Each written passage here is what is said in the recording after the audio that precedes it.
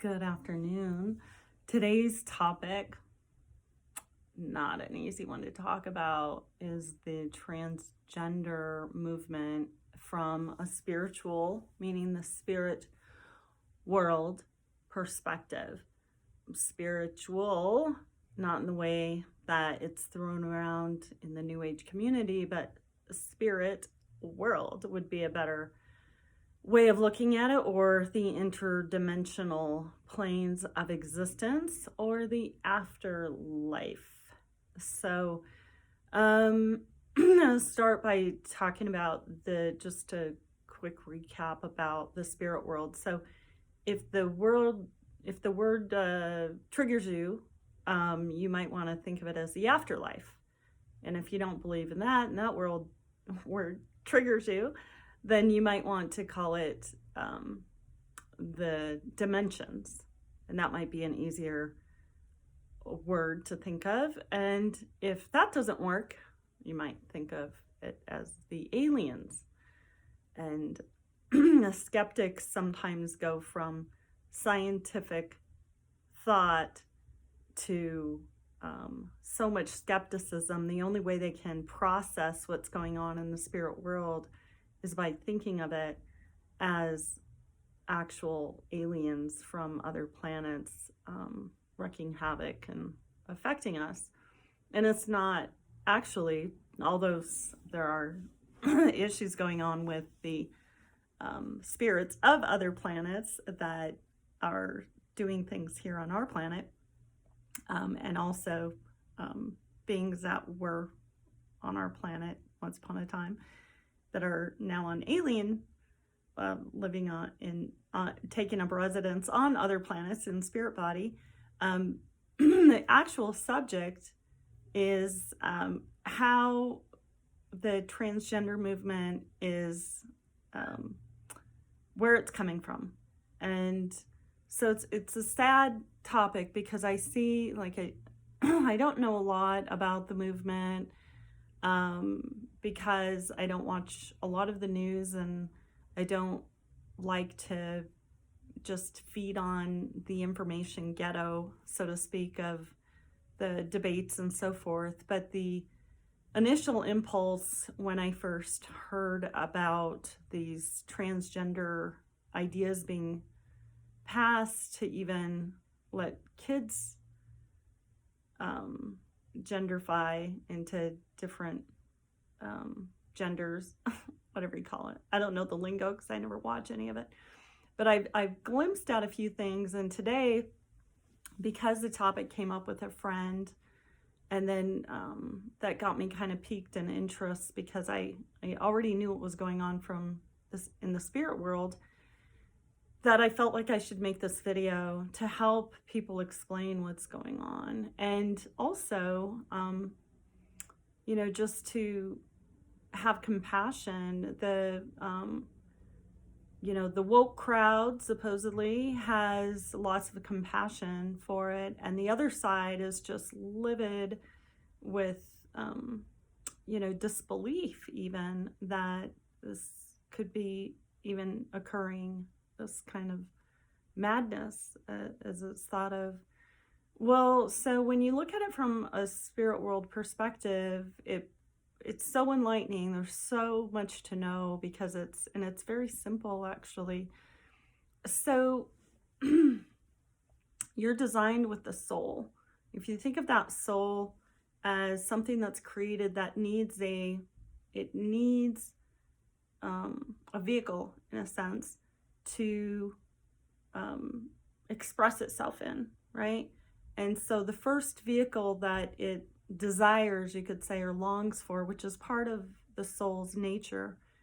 The soul is made up of desires, longings, emotions, and so forth, is to be in a physical body. And it's granted that physical body through the laws of the universe. And that soul then goes, becomes, part of a physical body at conception or somewhere in around that time, and then it's born and it has a physical body, and it lives, and then it dies. When the physical body dies, the soul doesn't die, and the soul still has a vehicle now that's called a spirit body. That spirit body has been with you since the beginning, and it now is so the soul is sort of the command center of what goes on in the physical body and then the spirit body. And then that physical body, once it dies, the spirit body goes on and continues living. Well, in the spirit world, so every person that's ever existed in physical has a spirit body in the spirit world. That body goes into other planes of existence, and the interstellar planes, you could say, are made from love, right? So as it grows in love, which is part of the laws of the universe to better our species, right, to increase it, make it into a better species, so to speak, it grows in love and goes into different planes. Now it can go back down into lower planes of existence. Our earth plane is at a fairly low level, but it's the basis of that physical life that is a starting point. So like the Aboriginals, for example, see life as it's the illusionary life, it's the fake life, it's the real life is the greater life that your spirit body lives, and your soul is always operating through the spirit body, and then the physical body second. So the Mayan culture also believes that your spirit body is in the afterlife, and that the physical body is just sort of a start point. So you're born into this physical body. Now you've got the get-go for the rest of creation, right? And you know, and now if you choose your paths in a positive way, you're going to keep growing in love and move up in those planes. If you choose to harm others, or you allow others to harm yourself, you're moving into lower planes of existence. And those would be considered kind of the hells, for lack of a better word, that are on the earth plane. That would be like prisons, things like that, if you were in physical body. Or the hells in the spirit world, which are not that much different and have containment, although you don't have to stay contained there, but you don't know that usually.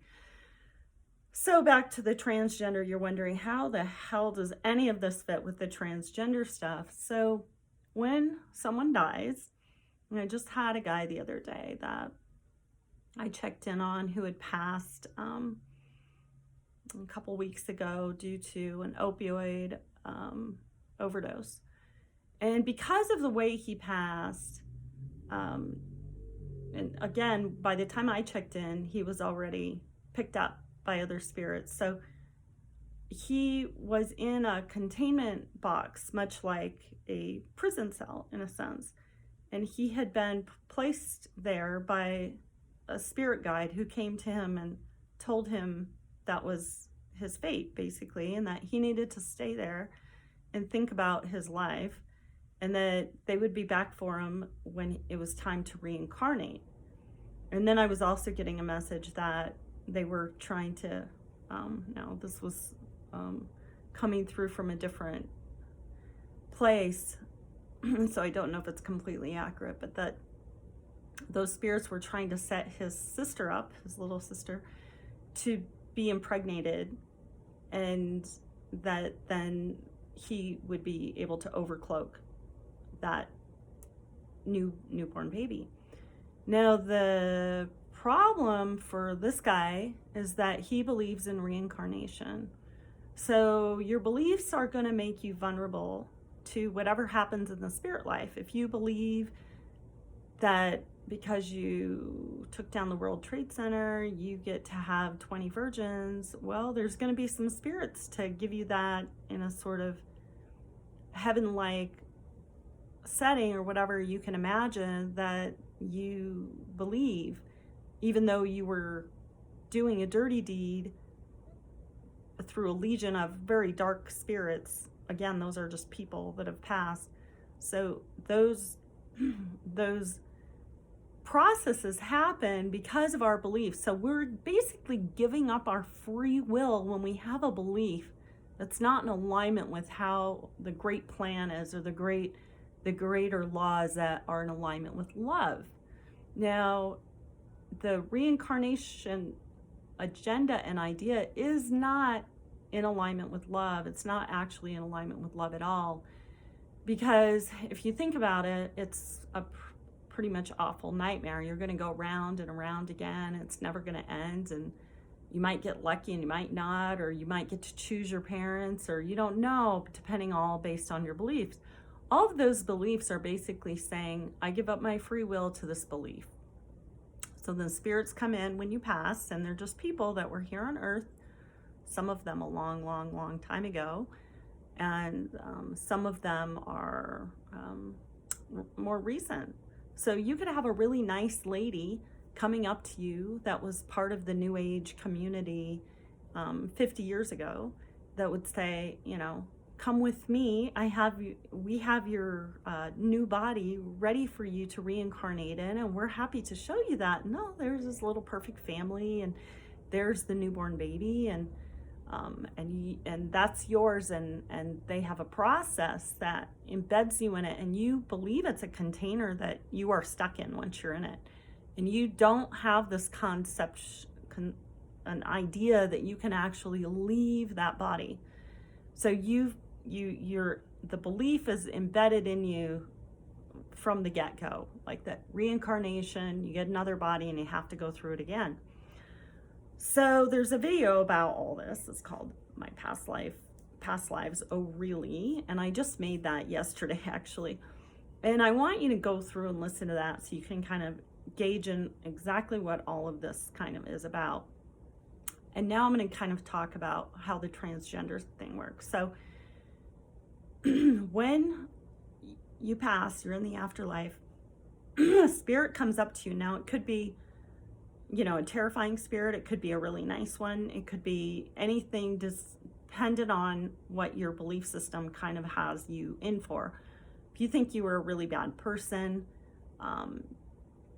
that's going to give them a reason to put you in a body with like abusive parents.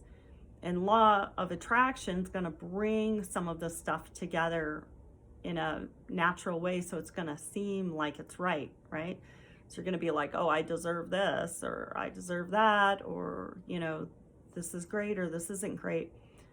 The missing part, and this is where it's not in alignment with love, is that there's already a soul occupying that body. And that soul belongs with that body. It's a pure soul because it's never lived on earth before. And it's a magnificent, bright, it's so bright that when the other spirit that's going to reincarnate sees it, it doesn't realize it already has its own colors, its own soul, its own desires. So it looks just like it's going into the light, in a sense, like follow the light. There's the light, go into this, and that's your place. So the the transgender, what happens then is, so you've got this beautiful baby girl saying, I'm going to think of this awful video I just watched a few minutes ago of this beautiful family, caring, loving mom, little girl who had started out as a boy and then kept saying, Mommy, you know I'm a girl. And as by the age of, like, you know, 2 or 3 or whatever it was, and a loving little thing, right? Like sweet as buttercups, like talking about, you know, putting, you know, a hat on her head that she could grow plants out of, and flowers would grow out of her mom's hat, and whatever, all these real feminine like ideas. So the mother has the sympathy and the empathy to understand that something's going on here and that she shouldn't reject that or deny it. And she's right. In fact, the kid's even holding a Bible. So the mother's like not a, new ager even. But this child came in and was forced to give up its future in greater spheres. This now we don't know like what the history is right off the bat. So this little girl sitting there that was a boy, and there's a lovely girl speaking through her that's very wise and knows a lot. That's because it lived on the life. It has lived a whole life before, so it knows a lot. So these kids are blowing people away, right? It's like, wow, and it knows enough to say, I'm not a boy, I'm a girl, even though its physical body is a boy or a girl. So these trouble is you've got two souls in one body, and they're not even the same sex a lot of times. And that's a dark agenda too that's happening, that is really quite sad. So the soul that belongs with the body is being dominated by the soul that lived before, because it has all this knowledge, all this wisdom. It knows stuff because it lived a whole life on earth. So it's dominating the other soul who's in the background now and doesn't really have a voice. So it almost becomes an observer in the body. And that is a flaw in the design. It's not part of the design system. So it is a flaw, and that's kind of what the conservatives and the more like you could say the more practical thinking people are saying is, this doesn't make sense. Something's off. But they're just kind of like, how can they do this? How can this be? Well, the families that are dealing with this are seeing these children come through with these ideas. And the children are not, they haven't even been influenced by anything yet. And they haven't really been in school for even at all yet, some of them.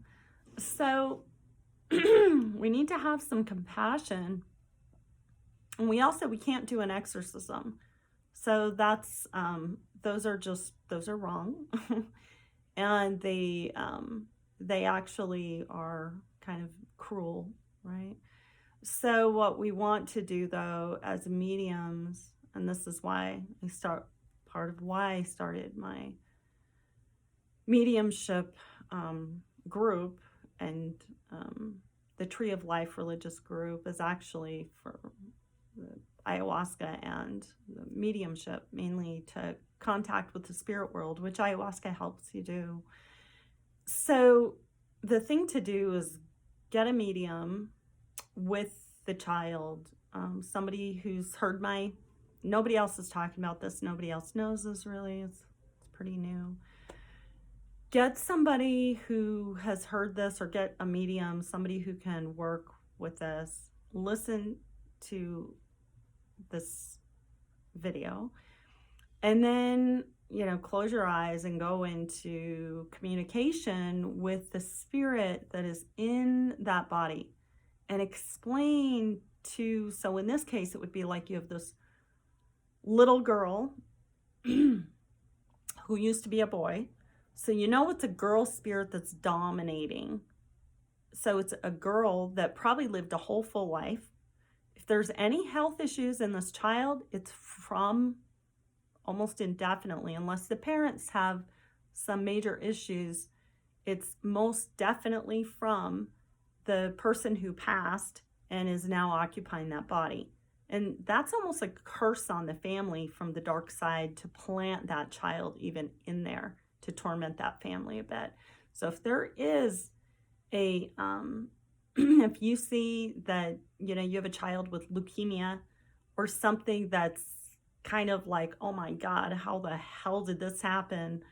That's how it happens. So there's an overcloaked spirit, or you could say a possession. It's almost like a possession, call it the New Age and modern reincarnation possession. And that spirit doesn't know that it did anything wrong. So it's not there with malintent, although its soul is being harmed because it's harming this other soul that has the right to that body. But it doesn't know that. It might be sensing it and wondering, what am I doing wrong? So what the conversation needs to look like is, did you know what's really happening? And so I went through this with somebody a couple weeks ago with a little girl that's very, very, very sick, had been the, we'll call it the reincarnation spirit, meaning the person who's already had their life on earth was brought to them on Christmas. What a tragedy. The kid's kidneys shut down in fear. The poor baby went on dialysis to hospitals and everything. A year later, it's barely alive. It's destroyed the parents' business, their family.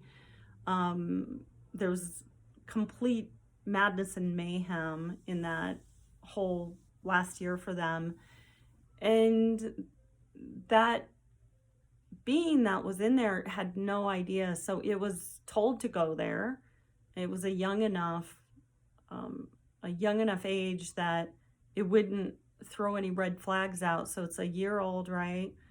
Well, that means when it starts walking, taking off really well, stuff like that, because you have to remember these spirits know stuff. So red flag came up on, there's a a child on the internet, and nobody's really talking about why this is, but it could like hold his head up when it was a newborn, and it was holding his head up and looking around like some creepy alien almost, and kind of freaked the parents out. And they were taking pictures of it and put videos and putting it on the internet, because they were saying, who's in there? They even said, who's in there?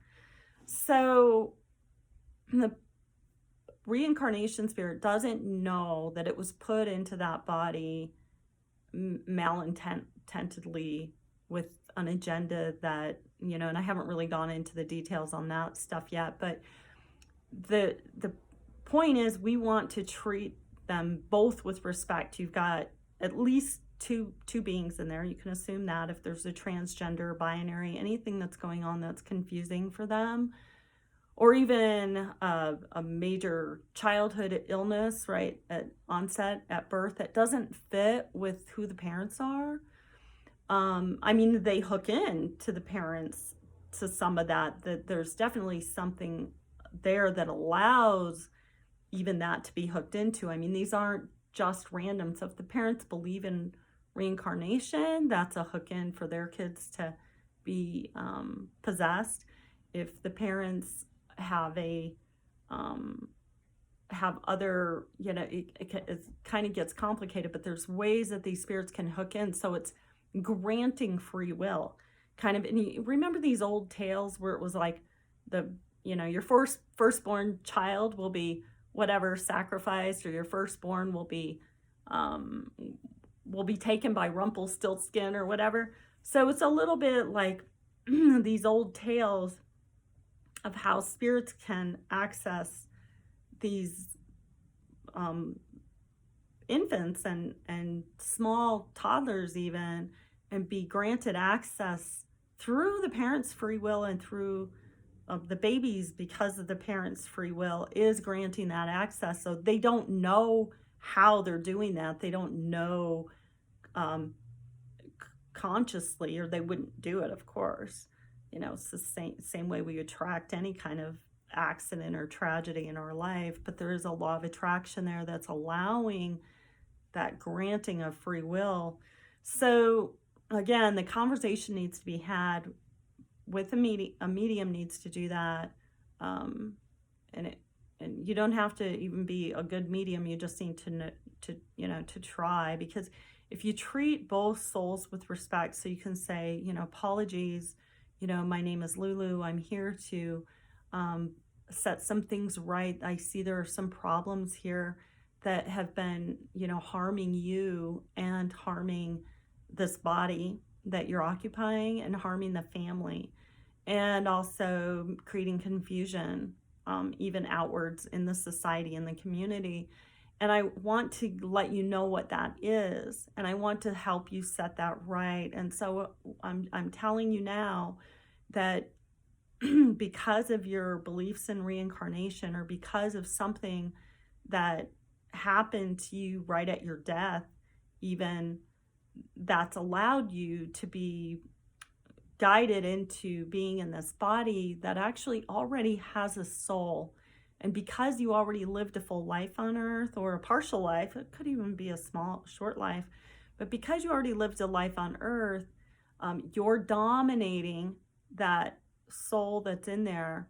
And it's basically being kind of like um, over, um, overcloaked by you. And so I'm telling you that your soul is being harmed by this. And that's, if there's any sickness in your body now, or any issues, even though you're a child, we can help everybody here by having you remove yourself from that body that you're in. Now they're gonna think that they can't, so they're gonna be shocked. They might even be traumatically shocked. It could actually affect the child in there. So you need to be really careful at how you word it. You don't want child heart attack kind of thing. You don't want them to go into kind of some awful state.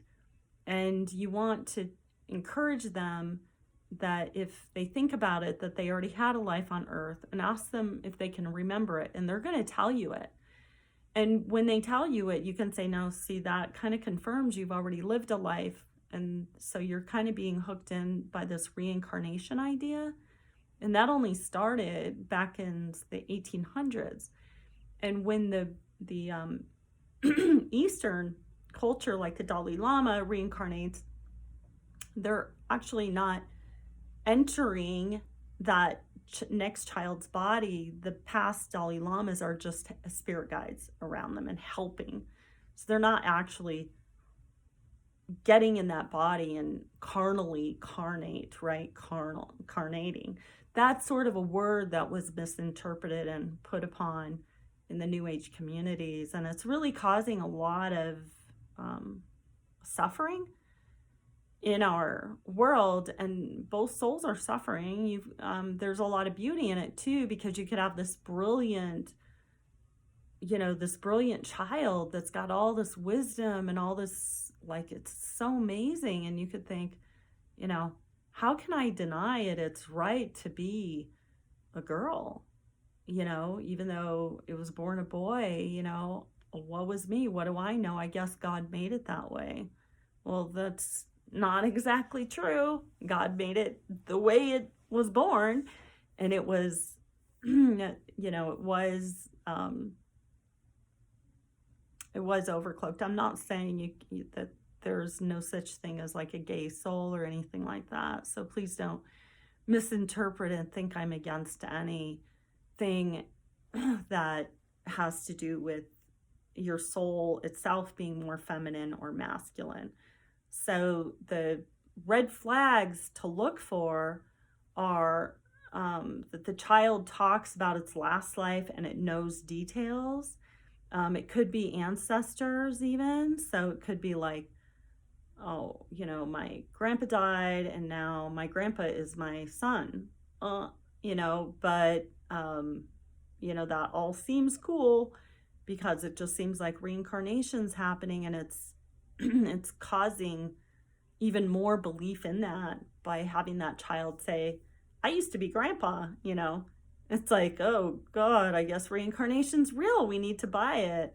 But it's actually the soul of grandpa took residence with another soul, and now you could have matching desires.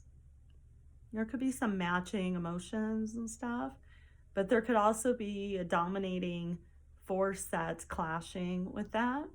And overall, it's just not right. I mean, do you want to share your body with another? Think about it. the answer is hands down, no, of course not. Walk-ins are a different subject. Those are about people that have, for some reason, given up the rights to their body because they just don't want to be in there anymore. And they've agreed to allow another spirit to come in and occupy that body, usually because of their own lack of meaning in their life in some way, where it's like this other walk-in's got an agenda and wants to do something, feels it can help or something like that. So